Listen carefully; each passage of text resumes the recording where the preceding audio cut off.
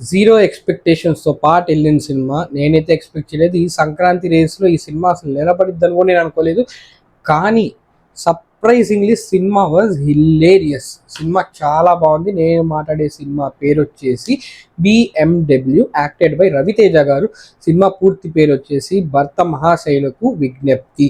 Cinema concept చాలా రొటీన్గా ఉంటుంది, కానీ ఆ కామెడీతో సినిమాని లాక్కొచ్చేసారు. హిలేరియస్ కామెడీ ఉంటుంది. సత్య గారి కామెడీ, వెన్నెల కిషోర్ గారి కామెడీ కానీ, రవితేజ గారి కామెడీ కానీ చాలా హిలేరియస్గా వర్కౌట్ అయింది.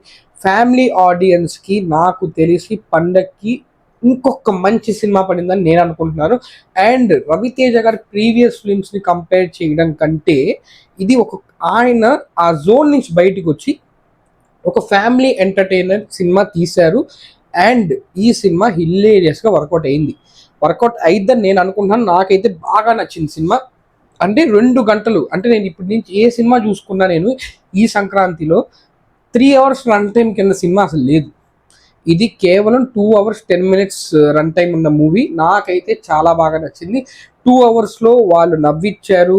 కొంచెం ఏంటంటే ఒక మెసేజ్ చెప్పాలనుకున్నారు, ఒక చిన్న మెసేజ్, చాలా చిన్న మెసేజ్ చెప్పాలనుకున్నారు, అది చెప్పేశారు.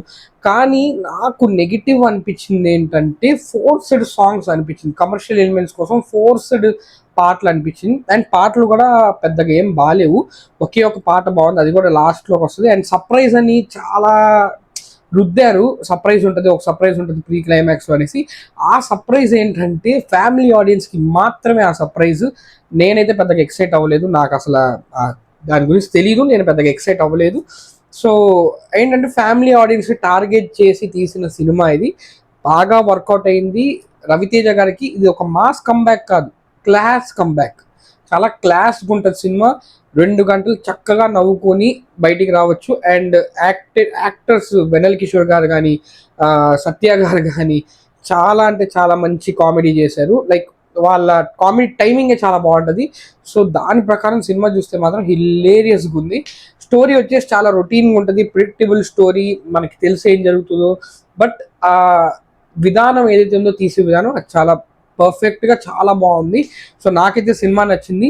మీరు కూడా ఒక మంచి ఫ్యామిలీ ఎంటర్టైనర్ మిస్ అవ్వకూడదంటే go watch at your near theatres. మీ ఫ్యామిలీతో కలిసి చూడొచ్చు సినిమాని. అండ్ ఇలాంటి రివ్యూస్ కోసం మన పేజ్ని, మన ఛానల్ని ఖచ్చితంగా ఫాలో అయ్యి ఉంచుకోండి.